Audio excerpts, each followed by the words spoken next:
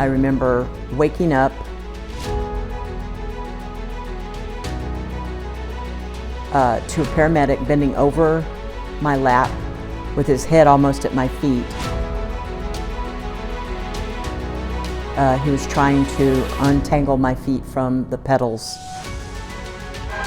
So firefighters on scene of a 3-vehicle crash near Stapley and Brown. We're told 3 vehicles are involved, including that cement truck tipped over on its side. 3 people were taken to the hospital, 2 of them in critical condition. We do have calls into investigators right now. We'll keep you posted on this as we learn more. He must have been distracted, is all they could figure, because he rear-ended her sitting still in the left lane and pushing both of them into me head on.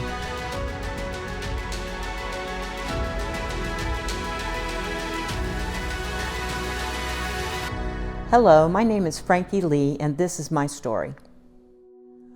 Well, it was my anniversary, 12/17/2015. And I had gotten up that morning to flowers from my husband for our anniversary. It was about 9 a.m. and I was headed to pick up my granddaughter for a doctor's appointment. I remember taking a left at the light off McKellips and heading south on Stapley in the right-hand lane. I don't remember much about the accident. I didn't see anything coming at me. I just remember the collision afterwards. I remember waking up to a paramedic bending over my lap with his head almost at my feet. He was trying to untangle my feet from the pedals of the S10. It was a stick gear. So my feet were all tangled up in the pedals, and I had lost a lot of blood. I remember telling the paramedic, my purse has to go with me because I just cashed my check, and all of my rings had to be cut off on me.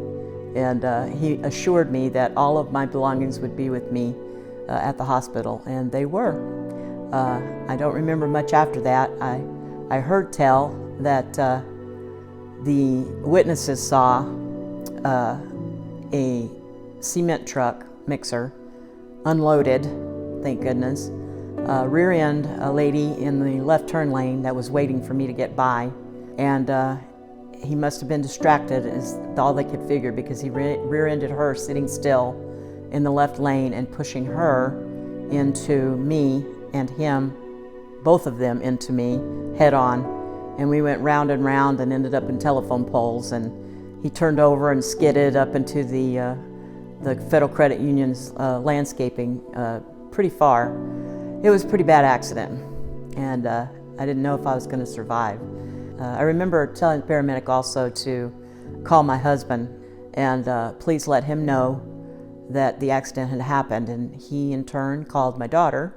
She ran as hard as she could from work and came up on the accident as I was leaving, and she dropped to her knees when she saw the truck. It was demolished. Oh, I could take my granddaughter and I could drive. Can't drive anymore. I could drive and take her to anywhere. We'd go get pizza, or we'd go shopping, and she loved to shop with Grandma. I could take the boys, I could pick them up from school, I could drop them off if I could help Amanda however they needed, to be there for the grandkids. That was one of my biggest missions. She used to pick us up from school a lot.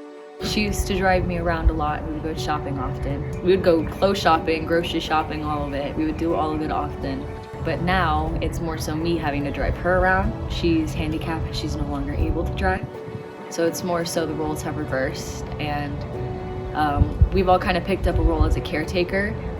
And just walking and being able to be a part of everything. Haven't walked in 7 years, going on 8. Well, we would make stuff. We would be in the kitchen often. She used to stand and cook a lot. She loves cooking. It's different. It's a blessing. It's a blessing in disguise. So much has come out of the accident with where we're living now, the family being together. I need them and they need me, and it's a blessing every day. Well, I think that you have to look at the bright side of things. You have to look at the silver lining. If something like that happens, you have to keep everything alive. You have to be the best you can be, even though you're in a wheelchair. You have to do the best that you can do, even if it's wiping down a counter with your left arm in the kitchen. If you're trying to cook a meal, don't spill any boiling water on you. You just have to make the best of what you can make it. Keep it the best you can be. Any message for drivers out there? Please don't be distracted. We think that he was distracted. So you've got to keep your mind on the road, your mind on what you're doing, driving. Don't talk, don't answer texts, don't have a conversation with somebody going down the road. Just drive. Drive until you get home.